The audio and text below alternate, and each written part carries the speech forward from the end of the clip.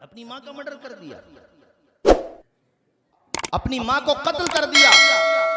ऐसा समाज तैयार मत करो।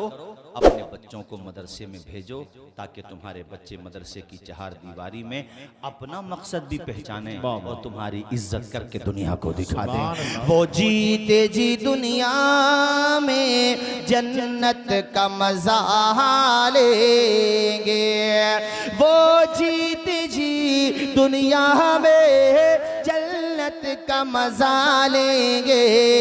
जो बाप को खुश रखेंगे और माँ की दुआ लेंगे, जो बाप को खुश रखेंगे और माँ की दुआ लेंगे।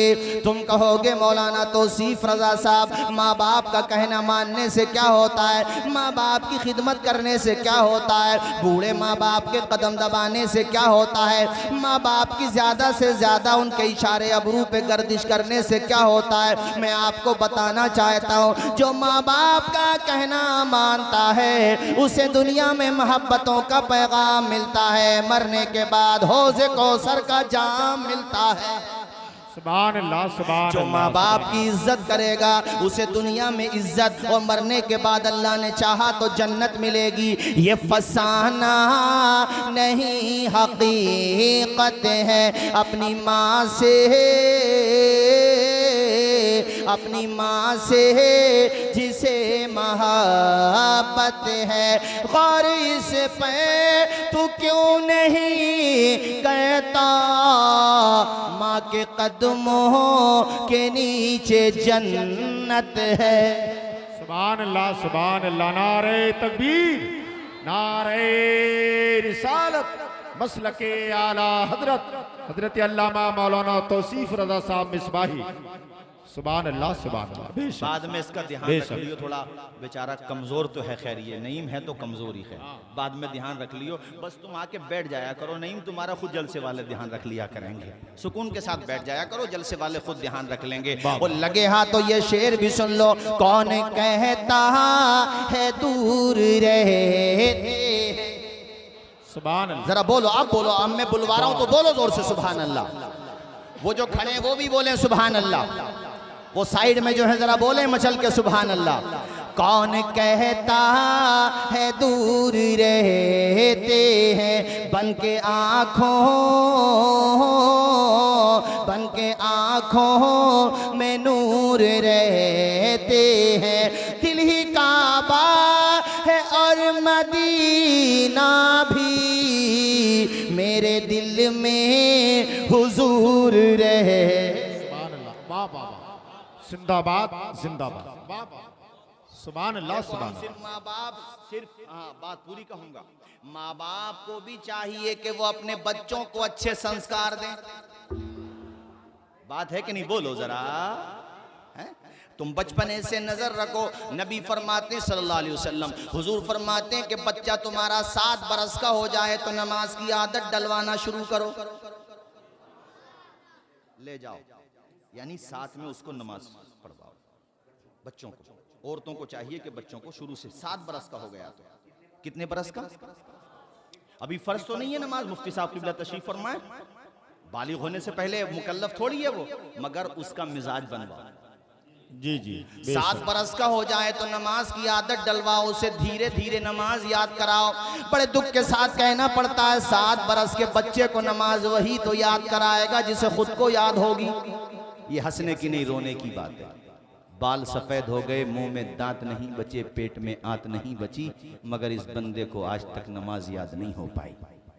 ATM का नंबर याद है, पासवर्ड याद है मोबाइल का, मगर जन्नत का भी तो कोई पासवर्ड होगा, वो भी याद कर ले यार। वाह वाह, तो खुद नमाज नहीं पढ़ता, घरों में औरतें नमाज नहीं पढ़ती, माओ बहनों तुमसे भी कहता हूँ नमाज पढ़ा करो। ये कितनी प्यारी इबादत है नमाज। जब माँ बाप घर में नमाज पढ़ेंगे तो इंशाअल्लाह बच्चे भी नमाजी बन जाएंगे। तुमने देखा होगा जब माँ मुसल्ला बिछा के नमाज पढ़ती है तो छोटे छोटे बच्चे करीब में आके माँ की नकल उतारते हैं, और जब तू 1-1 घंटे तक खड़े होकर के शीशे के करीब, आईने के करीब श्रृंगार करती है तो तेरे बच्ची और और बच्चा भी वही नकल करते हैं। अब तुम्हारी मर्जी है। हाँ, शौहर कहता है तो सिंगार भी करो, मगर जो शौहर कहता है वो, अगर शौहर नहीं कहता तो मत करो। ये नहीं कि घर पे तो सिंगार नहीं, वो शादी में चली गई तो पूरा सिंगार। सही बात नहीं जी जी सही। औरतों से कहता हूँ मेरी माँ बहनों, अपने शौहरों की खूब खिदमत करो। घर पे शौहर थका हारा आया करे, मुस्कुरा के अभिनंदन किया करो। और शौहरों, तुमसे भी कहता हूँ अपनी बीवी से खूब मोहब्बत करो। हमारे प्यारे नबी वहां से पानी नोश करते थे जहां से हजरत आयशा पानी पिया करती थी। सुभान अल्लाह, सुभान अल्लाह, सुभान अल्लाह, बेशक।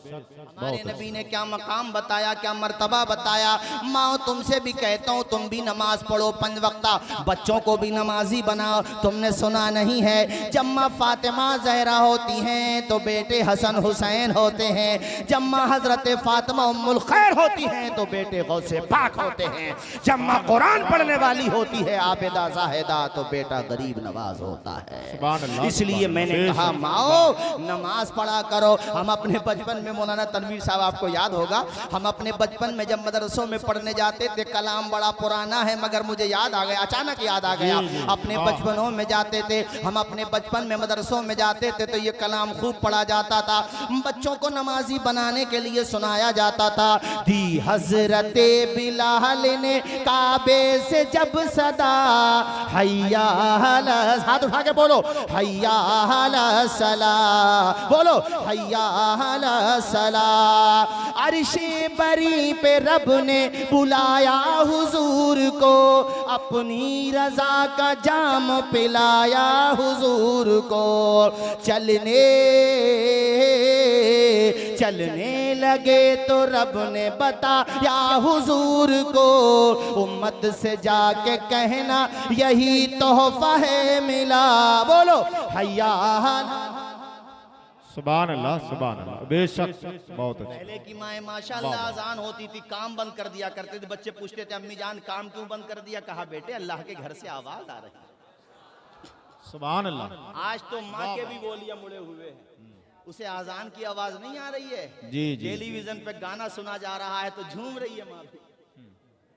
नहीं माओ, देखो याद रखो, ये औरतें बैठी हैं, इनसे कह रहा हूँ, और सिर्फ औरतों से नहीं आपसे भी कह रहा हूँ, 7 साल के हो जाएं तो बच्चों को नमाजी बनाओ।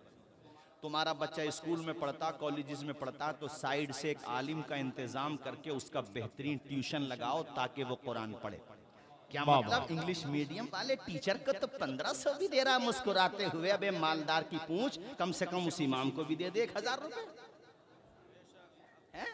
कि मेरा बेटा, अरे पढ़ा, कौन मना कर रहा? मेरे संपर्क में बहुत से MBBS डॉक्टर हैं माशाल्लाह, हमारे संबल में है, क्लिनिक में कुरान शरीफ रखते हैं। एक दिन मैंने मुस्कुरा के पूछा भाई डॉक्टर साहब, तो कहने लगे हजरत मेरी माँ ने मुझे समझाया था बेटे कितने ही ऊंचे बन जाना, इस किताब को मत छोड़ देना, ये किताब हाथ में रहेगी तो तरक्की होती रहेगी, इस किताब का दामन थामे रहना। कहा माँ ने मुझे संस्कार दिया था कि बेटे अपने दिन का आगाज फजर की नमाज से, उसके बाद कुरान की तिलावत से किया कर। सुभान अल्लाह, सुभान अल्लाह, बेशक। संभलाओ में मिलवाता हूँ, तो ये तो घर से जहन बनाओ। तुम्हारा बेटा MBBS बने, तुम्हारा आमीन बोलो, तुम्हारा बेटा इंजीनियर बने, खूब तरक्की करे, मगर ये याद रखना दीन भी पढ़े साथ में, इस्लामियात भी पढ़े। ऐसा भी ना हो जैसे मैंने एक तकरीर में अभी बयान किया कि बेटा लंदन पढ़ने गया, इधर पिताजी बेचारे रिश्ता ढूंढे बैठे थे कि अपने भारत में शादी करेंगे, कहीं रिश्तेदारी में या कहीं पे रिश्ता ढूंढा था। जब एयरपोर्ट पे रिसीव करने गए तो बेटा इस हाल में आ रहा कि एक हाथ में थैलिया, दूसरे में अहलिया में वल्दियत के।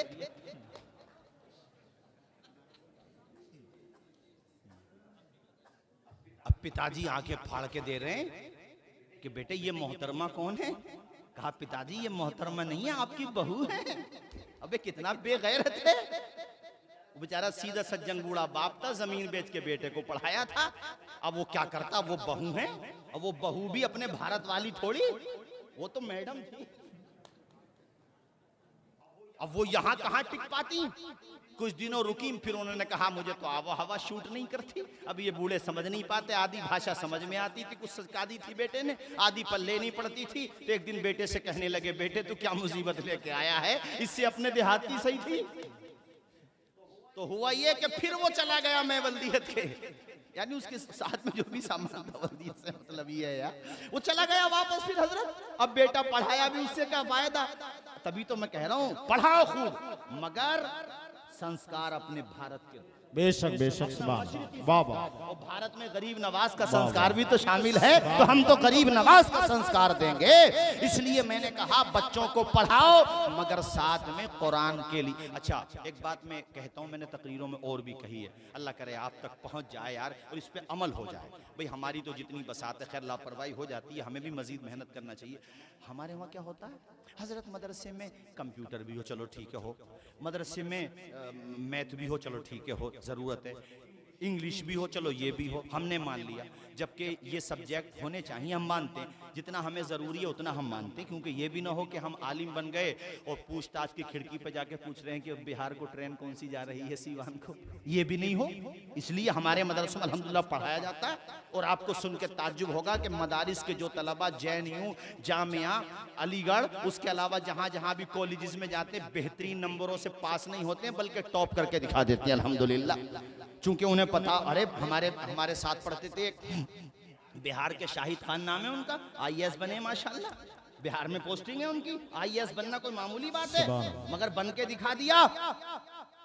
भाई जो 30 पारे अपने सीने में महफूज कर सकता है वो कौन सा इम्तिहान नहीं निकाल सकता भाई साहब, मुझे नहीं बोलोगे जोर से सुभान अल्लाह। तो ये सारी बातें हम आपकी मानते हैं, लेकिन कम से कम जो आपके इलाके में जहाँ मुस्लिम बच्चे पढ़ते हैं, बच्चियाँ पढ़ती हैं, वहाँ कम से कम उन स्कूल के स्टाफ से जाके ये भी तो कहा करो यार हमारा बच्चा है, हमने तो मदरसे में मॉडर्न एजुकेशन एंटर करा दी, जो कि है पहले ही से ऑलरेडी इंतज़ामिया ने किया है उसका इंतज़ाम, लेकिन हमारे जो बच्चे पढ़ रहे हैं इनके लिए दीनियात का सब्जेक्ट क्यों नहीं है? ये काम भी क्या मुफ्ती शाही साहब कराएंगे? आप नहीं करा सकते। अच्छा वहां पर नहीं है तो हम कहते हैं फिर एक आलिम का इंतजाम करो माकूल। वहां जब तुम 1000-1200 दे सकते हो तो ट्यूशन पढ़ाने वाले को अच्छी तनख्वाह क्यों? कुछ कहते हैं यार इन्हें क्या जरूरत है, ये ऐसी बातें क्यों करते हैं? अच्छा ये बेचारे माली एतबार से कमजोर रहे तो मौलाना लोगों के पास रखे क्या, बच्चों को पढ़ा के क्या करेंगे? अगर माली एतबार से मजबूत हो जाए और इनके पास पैसा कहां से आ रहा, तो एक काम करो फिर गले ही दबा दो। ये को बात है यार, मतलब नहा धो के पीछे पड़े हुए उलमाए किराम के, सबका हाल नहीं बाज बाज का। तनख्वाह बढ़ाने को इमामों की मुदर्रिसीन की कमेटी में 95% लोग होते हैं जो कहते हैं बढ़ाओ तनख्वाह, गांव के लोग भी कहते हैं, मगर 1-2 आदमी होता, 1-2 आदमी, एक कहते हैं ना बर्बादी गुलिस्तान को एक उल्लू काफी है। एक होता है एक आधा कोर पकड़ लेता है, इमामों की तनख्वाहें नहीं बढ़ने देगा, मुदर्रिसीन की तनख्वाहें नहीं बढ़ने देगा। भाइयों याद रखो दीन पैसे कमाने के लिए नहीं पढ़ा जाता, ये बात ठीक है, मगर जब ये 24 घंटे मस्जिद मदरसे में रहेंगे तो बताओ कमाने किस वक्त जाएंगे? इनकी निगहदाश्त करना, इनका ख्याल रखना ये हमारी जिम्मेदारी है कि नहीं? ऊंचा बोलो, जोर से बोलो, है कि नहीं? और जब उलमा का तबका, हुफ्फाज का तबका फाइनेंशियली स्ट्रांग होगा तो उन फैमिलीज के बच्चे भी पढ़ेंगे जो बच्चे अभी नहीं पढ़ रहे हैं। इस तरीके से दीन घर घर तक पहुंच जाएगा इंशाअल्लाह। जरा झूम के बोलो ना यार सुभान अल्लाह, और मचल के बोलो सुभान अल्लाह। तो मैंने आपसे कहा बच्चा 7 बरस का हो जाए उसे नमाज की आदत डलवाओ। हुजूर कहते हैं 10 साल का हो जाए नमाज नहीं पढ़ता, थोड़ी सख्ती करो, उसको सख्ती करो।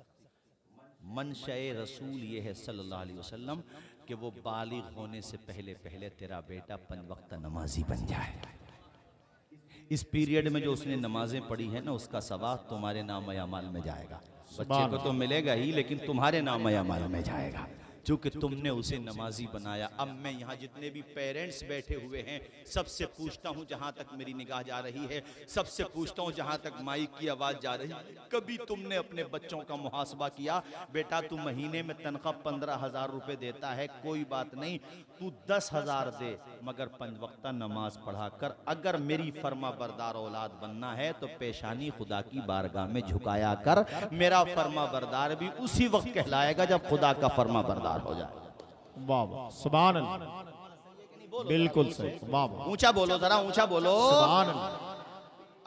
अभी बच्चे मुझसे एक सवाल पूछ रहे थे, खैर मुझे उसी वक्त याद आया, मैंने कहा सुना देता हूँ, हालांकि आपने नेट पे हो सकता है, मैंने चूंकि बहुत जगह बयान किया। आइए, मौलाना तनवीर साहब हमारे संभल का एक लड़का जिसमें क्या बोलते हैं यहाँ नोएडा में जॉब करता है, शास्त्री पार्क के पास या शास्त्री पार्क पे जलसा था, काफ़ी पुरानी बात है। वो जैसे जलसे के बाद मुलाकात करते हैं तो मुलाकात को आया, मैं नहीं पहचान पाया, उसने बताया तो मुझे याद आया कि हाँ ये लड़का संभल का है। मैं पूछने लगा भाई क्या कर रहे हो यहाँ, तो सुनो उसकी बात सुना। देखो कहता है हज़रत मैं यहाँ पे जॉब कर रहा हूँ नोएडा में। सैलरी पूछी तो 45 बताई, 40 बहरहाल इतनी सैलरी।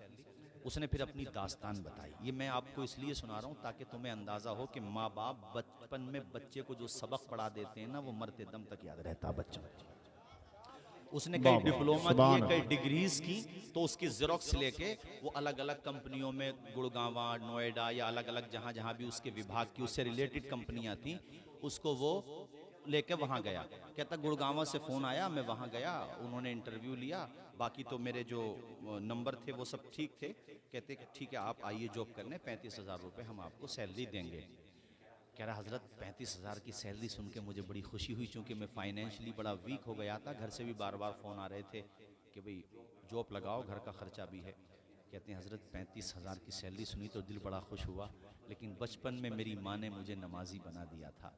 मैंने अपने सर से कहा, जो मैनेजर था या कंपनी का मालिक था, कि सर आप जो है मुझे ज़ोहर की नमाज़ पढ़ा करेगी बीच में 10 से 4 बजे तक या 5 बजे तक जॉब होगी तो ज़ोहर की नमाज़ तो पढ़ेगी भी और असर की भी पढ़ेगी। तो कहा सर ये 2 नमाज़ें पढ़ने की परमिट दे दें, मैं यहीं पे पढ़ लिया करूँगा अपने रूम में। कहते हैं वो खड़ा हो गया गुस्से में, कहता है यार तुम नमाज़ पढ़ने आए हो या जॉब करने आए हो? उस वक़्त मैं कहता मैंने अपने दिल की सुनी, दिमाग तो बहुत तैयारी कर रहा था, शैतान भी वसवसे डाल रहा था, अरे चल घर पे जाके कज़ा कर लेना, इतनी मुश्किल से तो नौकरी मिली है, चल रुखसत पे अमल कर ले। ये और वो दुनिया भर के फितने उसके जहन में आ रहे थे। कहता हज़रत लेकिन मैंने सोचा बैठे बैठे कि मालिक जब तूने मुझे टैलेंट दिया है, तूने मुझे सलाहियत दी है, तूने मुझे यहाँ तक पहुँचाया है, तो मंजिल तक पहुँचाने वाली ज़ात भी तेरी ज़ात है। या अल्लाह जब तूने मुझे काबिल बनाया है तो रिस्क देने वाली ज़ात भी तेरी ज़ात है। माँ के पेट में 3 अंधेरों में रोजी कौन दे रहा था? तुम्हें नुतफे से लोथड़ा किसने बनाया? लोथड़े से हड्डियां पैदा किसने की? तुम्हारे लब किसने बनाए माँ के पेट में? तुम्हारी आंखें किसने बनाई माँ के पेट में? माँ के पेट में तुम्हें ऑक्सीजन कौन दे रहा था? अंधेरा दूर करने को उजाला कौन देता है? उम्मीदें टूट जाएं तो सहारा कौन देता है? शिकम की आग जब बढ़कर कलेजा छलनी करती है, बुझाकर तिश्नगी मुंह में निवाला कौन देता है? वो जो पत्थर में भी कीड़ों को ग़िज़ा देता है, वो खुदा है जो हम सबका काम बना देता है। कह रहा था हजरत मैंने ठोकर मार दी सैलरी को। सुभान अल्लाह, नारे तकबीर। आइए बैठो, आओ भाई कारी रमजान अली, मुसीबत चली।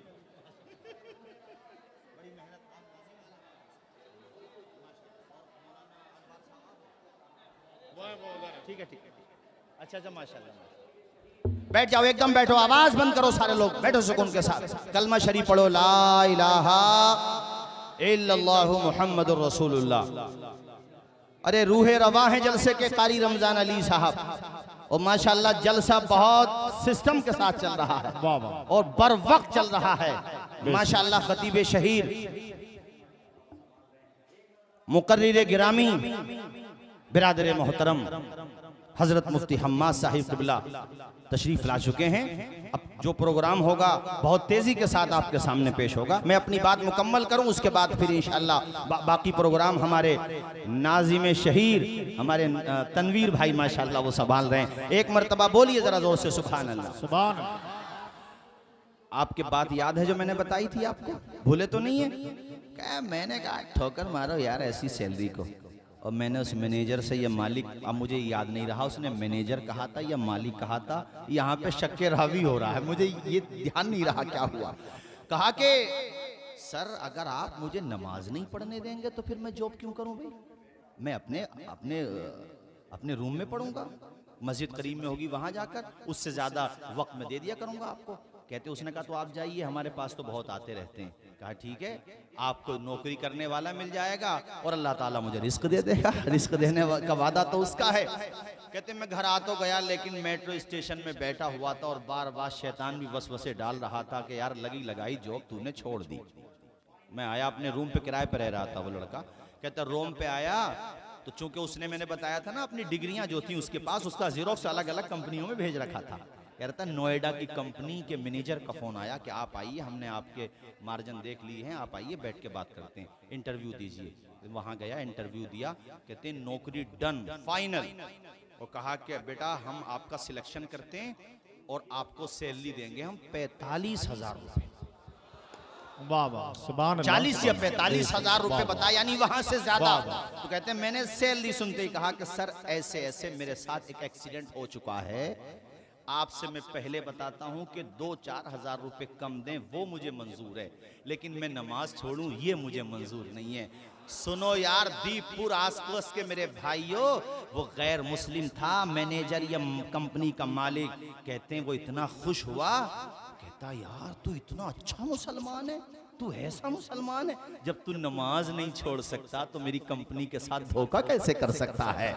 तू ईमानदार भी है, अमानतदार भी है, तेरी पेशानी में सजदों की तड़प लगती है, तू नबी का सच्चा गुलाम लगता है। और कहा बेटा नौकरी पक्की, अरे तू 2 टाइम की ना, तू तो मगरिब की भी यहाँ से पढ़ के जाना, तू तो यहाँ पे रहना। कहता हजरत इतना ट्रस्ट करता मेरे ऊपर, इतना यकीन करता है कि और नुमाइंदों पे उतना यकीन नहीं है, और जॉब करने वालों पे उतना भरोसा नहीं है जितना मेरे ऊपर भरोसा करता है।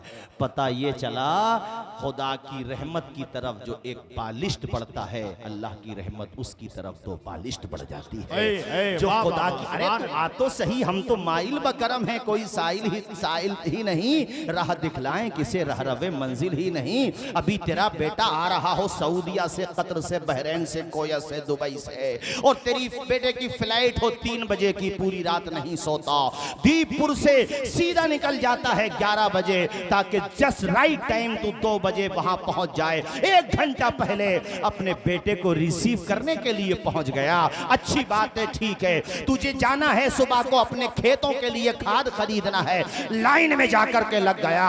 जब नोटबंदी हुई थी तो लोग 2-2 किलोमीटर नहीं 10-10 किलोमीटर लाइन में लग रहे थे, क्यों? पैसा निकालना था। ओ भाई, दुनिया के लिए तू लाइन में लगता है, कभी रात में तहज्जुद के लिए भी तो 3 बजे उठ जाया कर, कभी रात में 2 बजे उठ जाया कर, कभी नमाज के लिए भी तो लाइन में लगा कर, कभी वुजू करने के लिए भी तो अपने दिल में जज्बा पैदा कर। उसने वादा किया है कुरान में, उजीबु दावत दाई इज़ा दान। ओ बंदे तू झोली तो फैला, तेरी झोली भरने वाली जात मेरी जात है। तू अल्लाह से मांग तो सही, वो तुझे इतना देगा, तेरी दुनिया भी कामयाब, तेरी आखिरत भी कामयाब है।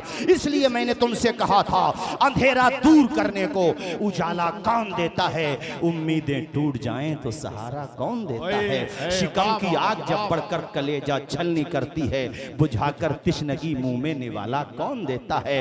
वो जो पत्थर में भी कीड़ों को ग़िज़ा देता है, वो खुदा है जो हम सबका काम बना देता है। उसने अल्लाह की रजा के लिए 35,000 की सैलरी छोड़ी, अल्लाह ने 45,000 की लगवा दी, और इज्जत रही अलग, वकार रहा अलग। यार अल्लाह पे भरोसा तो करो।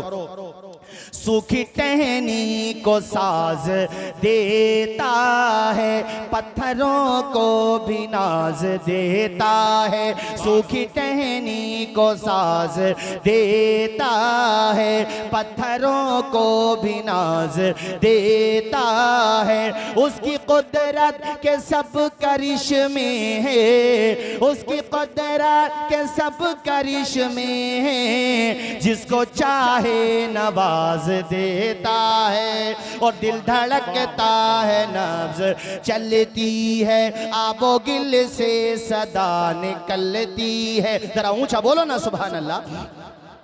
देखो अल्लाह की रहमत पे भरोसा करो, उम्मीद रखो, तवक्कुल करो। जब सारे रास्ते बंद होते हैं ना, तब भी उम्मीद की किरण खुदा के करम ही से नजर आती है। पढ़ो मेरे साथ सारे लोग, मेरे भाइयों। दिल धड़कता है, नब्ज चलती है, आबो गिल से सदा निकलती है करिश्मा खुदा की कुदरत का, है करिश्मा खुदा की कुदरत का, जिससे कुल कायनात पलती है।